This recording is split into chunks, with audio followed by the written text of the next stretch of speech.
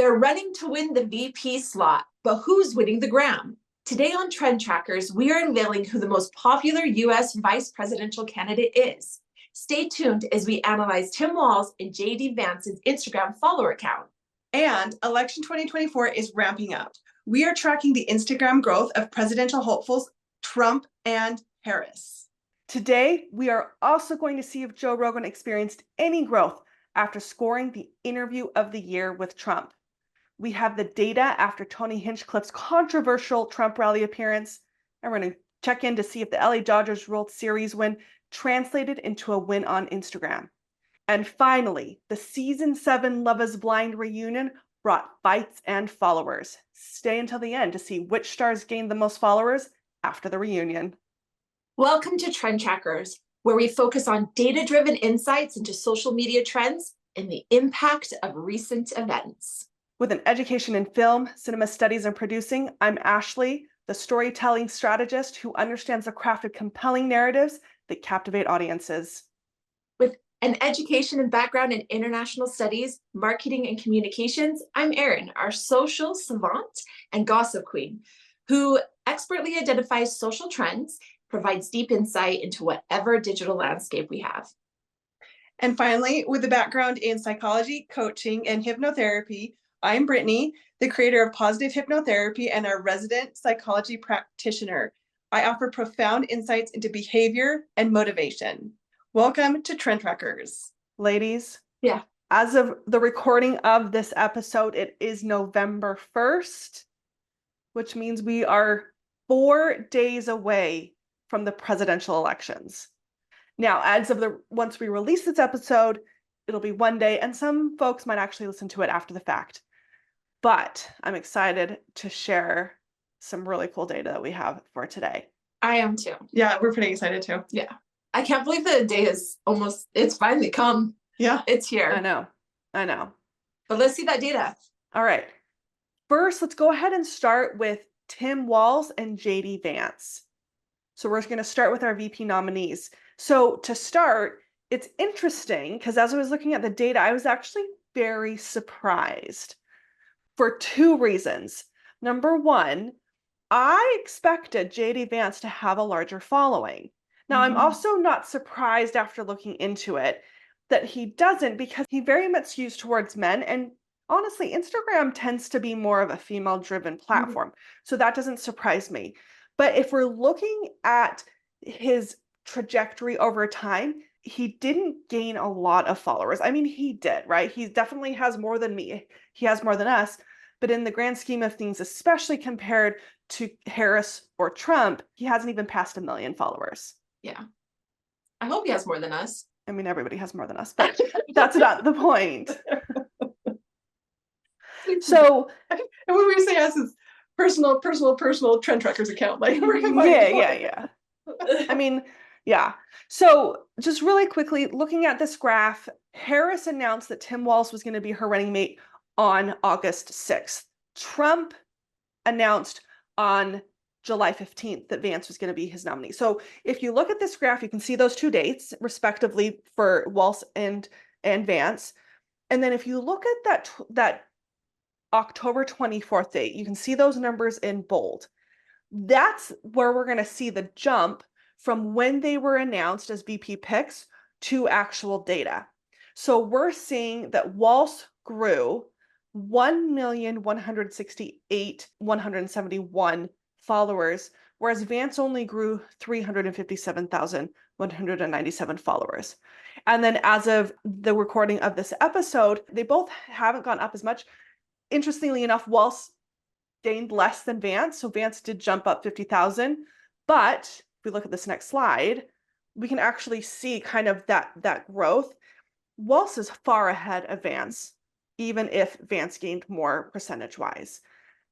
Now, it's interesting to me because if we remember from the last episode, Trump was by far had more followers than Harris. So it's interesting that Walz has more followers than Vance. What's also interesting is 2 million compared to 19 million is also very different. So comparing VPs to presidential nominees, it's a stark difference, but it's just fun to see how these accounts have grown. Yeah, what I thought was interesting too is on the June 1st date, Mm-hmm. while they're a number of thousands of followers apart, they were still pretty close, and we It's can a see good, it from the yeah, graph.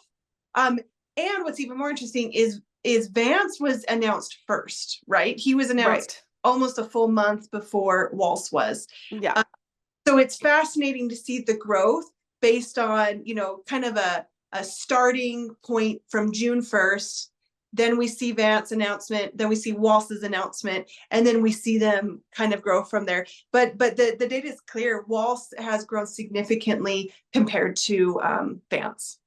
I think Yeah. really interesting if we took even a deeper dive at some point, just with his rallies, as Totally. he got out there, the ticks that he went up afterward. Totally. But I think what's going to be super telling also is when the election's over and what these numbers are going Definitely. to look like. Yeah. Yeah. I think I'm looking forward to after the election because we're going to get a lot of data from events like this to the actual numbers of who voted for whom. It'll be very, very, very interesting. Yeah.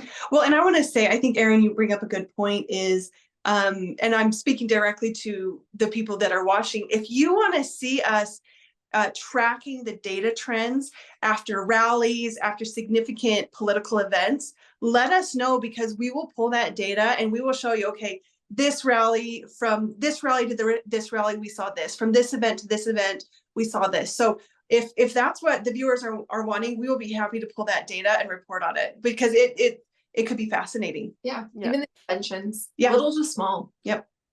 Speaking of presidential elections, let's really quickly look at where Harris and Trump are now.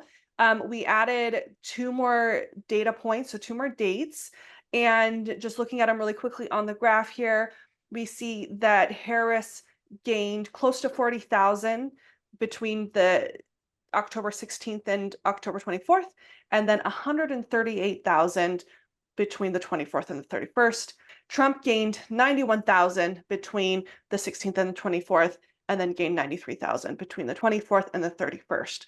So honestly, they kind of match each other if we're going to do a medium of both of those together. But it's clear that Trump is still very much ahead, but his growth is starting to slow. So we are seeing a sharper trend line for Harris. Again, it'll be interesting to see what happens after the election. We'll bring that back, but we are seeing some of that happen as well. These numbers are pretty interesting, especially the last week and a half. Some Yeah. of controversial news that's been out there, but then also a lot of celebrity endorsements have been then coming out again too. So I'm not surprised, honestly, seeing both of these numbers and where they lie, especially with Harris, to be honest. Yeah.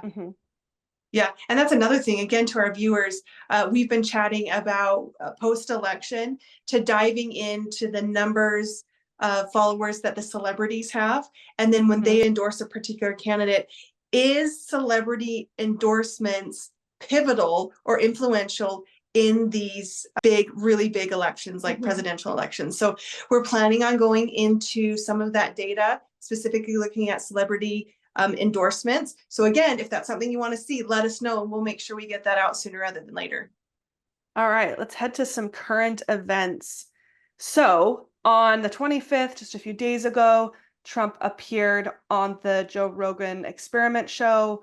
And just looking, we're curious to see if that actually had any impact on Rogan and his Instagram following. And I'll be honest, it's really hard to say on this one. He also has such a massive following of, close to 20 million that, we did see that on the 24th, so the day before, he had a growth of 16,773. And then on the 31st, he did bump up to 44,642 followers. So he did gain that many.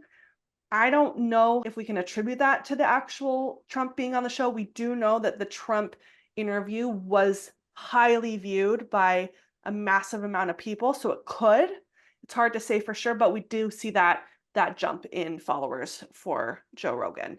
And I think if we had more time, I would love to just do an episode on Joe Rogan and his follower account. He has one of the biggest, if not the biggest, podcast of all time. So it'd be interesting, again, taking some of those events and seeing where he jumps. So if you do want to see that, let us know. Okay, next up, Tony Hinchliffe For those that aren't aware, he's a comedian. He attended the Madison Square Garden Trump Vance rally on the 27th.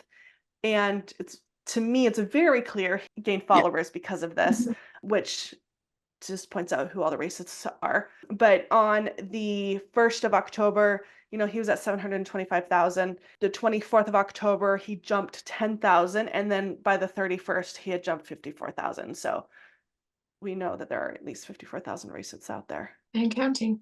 And counting. So just don't be racist. Let's just love our Puerto Rican neighbors and their island, which is actually quite beautiful. So, but we did want to point out that as much as we want, social media to be positive, it's just unfortunately not all the time. But on a positive note, let's jump to the Dodgers. We have our new crowned World Series champions. Let's go! Yeah, I was actually in LA the time that they won. It was very, very exciting. And so, yeah, they did grow. And I would attribute this as well to them winning.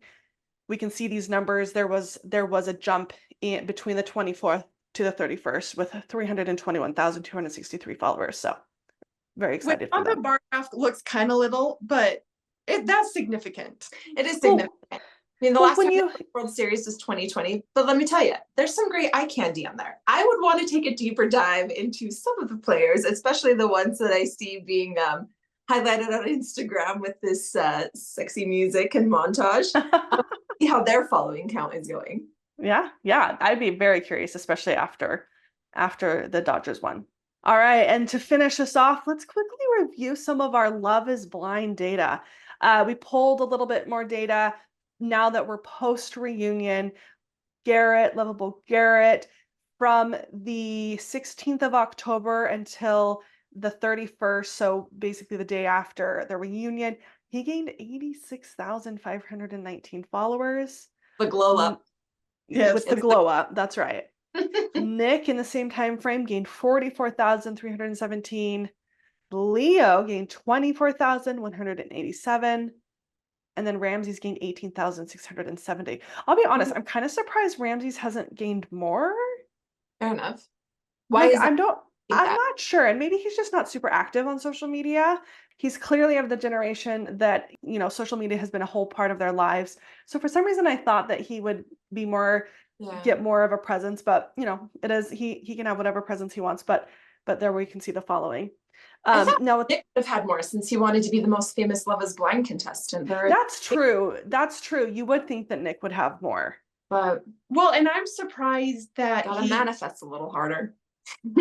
I don't know, and we can get kind of into the psychology of social media, but from the reunion special, I went into that thinking like he was a cool guy, that Hannah was just a little dramatic. Yeah. A lot of insecurities. But from the reunion, I realized there was a lot going on behind the scenes. Yeah. Almost felt like she was justified to have reacted the way she did. And she said it. She acknowledged that what her role was. She acknowledged kind of how she treated him. But I think the reunion, specifically for Hannah and Nick, was very enlightening. It gave us a deeper glimpse into what actually was going on behind the scenes. She was insecure. She acknowledged that, but it sounds like she had a right to be. Things had been said and done that put her in a place of insecurity, and she just didn't know how to react. So I was surprised from the reunion how I left feeling about Nick. And so part of this is I'm actually surprised he's getting so many follows. But then again, we all like to watch a good train wreck, right? So there's a lot of curiosity around some of these follows. So for me, the Hannah and Nick story, I think, is the most fascinating one. I wonder, honestly, like he gives the vibe, especially on the reunion, but I wonder how patient he really is. Right. Yeah. Like, to me, that is very interesting, but it's a telltale sign when pretty much the rest of the cast is like, no, dude. Yeah. No, seriously. So let's go back to Leo and Brittany for a second. Leo and his watches. Do we think that he is genuine, or is he playing a game? Because Do you know what I'm saying? So I think he's genuine. I'm kind of leaning towards it. So like I thought Nick was genuine and Leo wasn't. Yeah. After the reunion, my opinions of the two have kind of swapped.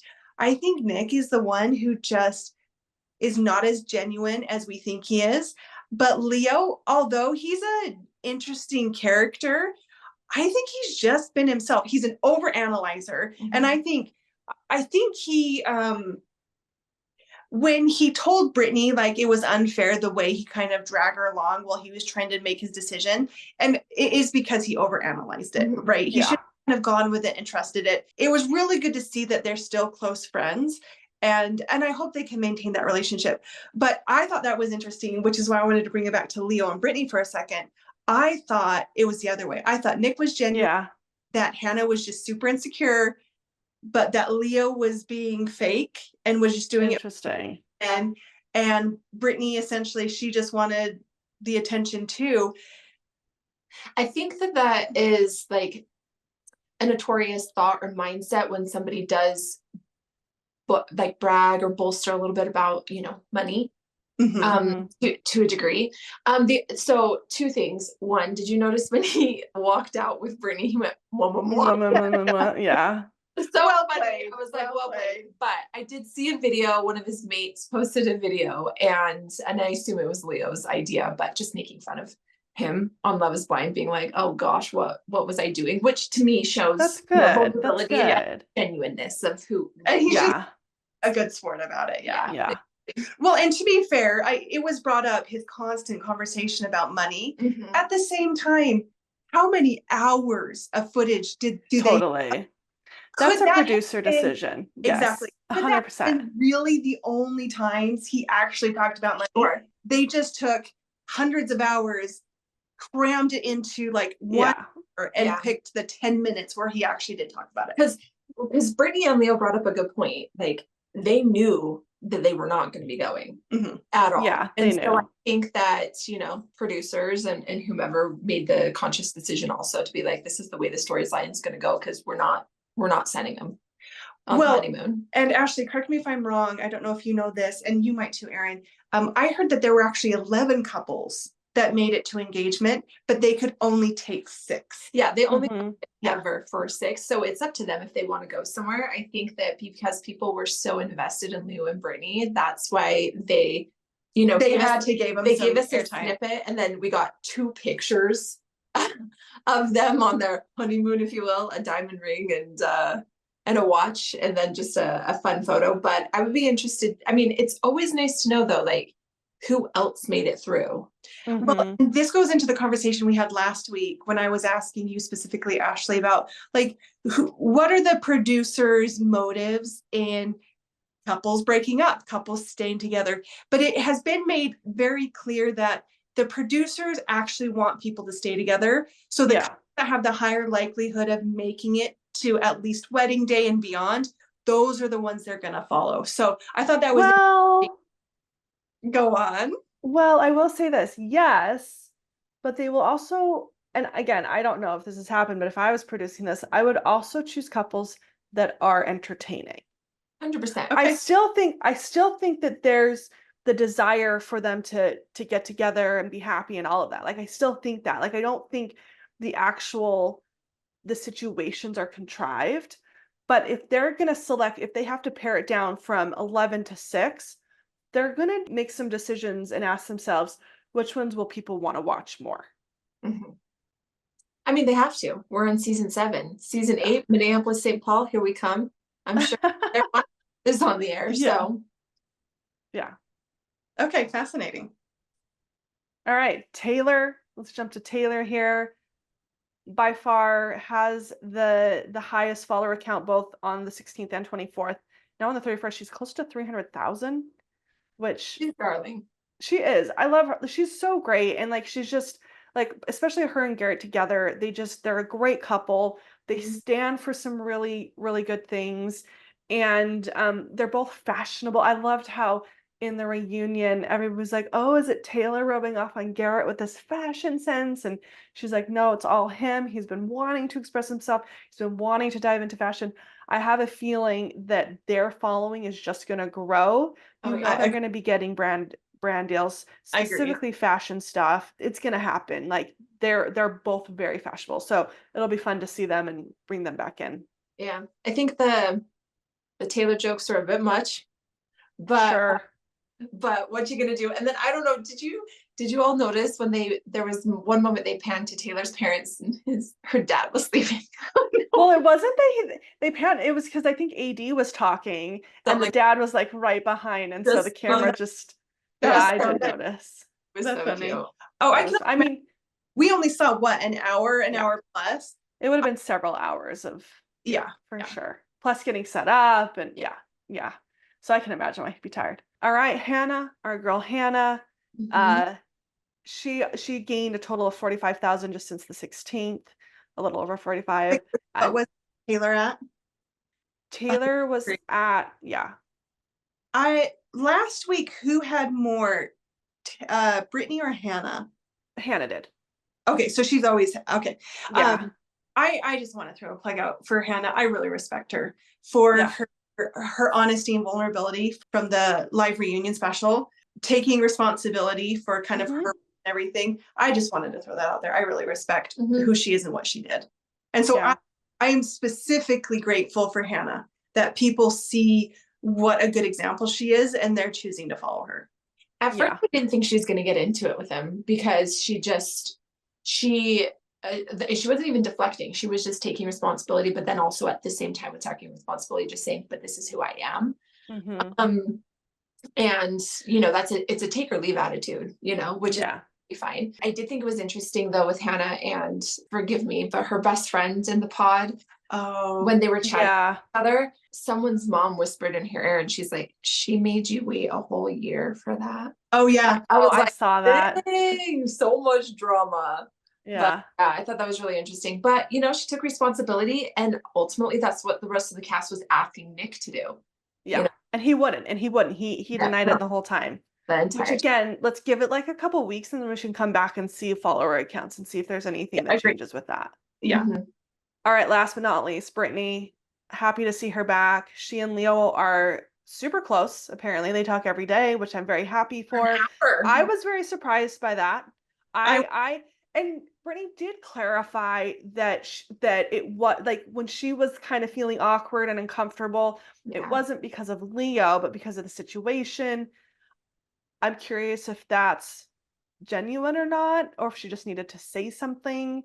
Because what she said was pretty compelling, because I could see it was sure. Like thinking about myself, I'm like, you have all these people that are watching you. You're meeting for the very first time, but the one person that you feel the most connected to, they're waiting for you to make a judgment call on what they look like when you've just been dating them this entire time. And so you're hugging what you feel is like a stranger, because I feel like whatever you've done in the pods has kind of been thrown out the window because now you're meeting face to face, but then it does come flooding back. And so she acknowledged, she's like, I'm hugging this person who is the only one there that I feel like safe with, but at the same time, he's still a complete stranger to me because he just met. And I'm like, I feel like that's pretty genuine. That is an accurate representation of it. But at the same time, I think people were just waiting for a different result, like everybody else. Well, I still don't believe that. I still believe that she just wasn't attracted to him. Okay, fair enough. I mean, you compare that to every other couple that got engaged and how they were like, they couldn't wait to kiss each other, right? Like, I don't buy it. At the same time, who am I to say? I mean, but what if it's a little bit of both? Maybe it could be. What if she just adores him as a friend and she's like, I don't understand why, but legitimately she wasn't physically attracted to him. I personally believe it's a little bit of both. So I think it's being genuine, but I also think there's some underlying realities that there wasn't a physical attraction. Which at the end of the day, let it speak for itself. But I mean, like, it's clear that she values him as a friend, because she's not going to go on national TV and just say, agreed. Great point. Great point. And I do give her that. Like, she went on television and stated like she's not going to say anything negative about this guy who she considers a dear friend. So that's a good point. All right, going to this slide here. Now we can see kind of all of these top talent from season 7, their growth over the last several weeks. And then if we want to just take them all and compare them, you can see this last chart where we can see Taylor, Garrett, Hannah, Nick, Brittany, Leo, Ramsey. So we can see that fun little chart. And just FYI, these are just the talent from season 7 that had the most followers. There's obviously plenty of other cast members that also have an Instagram presence. And so that's something we can look at in the future. But these were the ones that had the most. So we wanted to just make it short enough that we could go over these people. Yeah. And it's just very clear that Taylor, I mean, she just skyrocketed. Yeah. Garrett, he's a little far behind, but he's in the runner up. And then as a couple, their growth together is just incredible. And then you see the growth of the others, which still is significant, but it's just very clear that Taylor and Garrett, they have just skyrocketed. They're going to be the Alexis and Brennan of this season, right? Like they're the ones that made it. They're going to make it. It's the same with Bliss and Zach, right? It's that couple of the season. So yeah. Which on that note, for our followers, for our viewers, if you want to see us do a comparison of the favorite couples, the top couples, the couples that made it from all 7 seasons of Love is Blind, let us know, because that's something we're dabbling into. We'd love to show you the data on the couples that make it versus, and then another one that we can do is couples versus couples that don't make it. Yeah. Who are we seeing getting the largest number of followers? The ones that stay together or the ones that aren't together? I think that the data there would be fascinating. So we've talked about doing that too. So for our followers and viewers, let us know if that's something you want also. All right. And as we wrap it up, we have one final message. We're getting close to the elections. Erin, what do we want folks to remember to do? We want them to vote. Go vote. Voice matters. Yeah, please go vote. You have just a couple days. We'll see you on the other side. Yeah. By the time this comes out, you'll have it'll be Monday morning. This comes out the day before the election. So you'll have what's that? 36 hours ish. 36 hours. Get your vote in. Your voice matters, regardless of which political party you're voting for. You have the opportunity to share your opinion. So please take advantage of it. Do it. So with that, we want to thank everybody for joining us today on Trend Trackers. We'll be back next week with some more data, most likely election stuff. There's a lot going on. I mean, I think we're all just kind of wondering what's going to happen. We're excited and nervous at the same time. Regardless, it's a change. We know that one of these two are going to become the next president. And so it's going to be interesting to see who the country decides is going to, be put in that position. I do want to say we also might not have the information yet as of the next recording. Like, yes, elections will be over, but this is a very important election. So let's see where we are next week, and we'll bring that into this as well. Yep, definitely. All right. I think with that, we'll see you all next week. Take care. Bye-bye. Bye.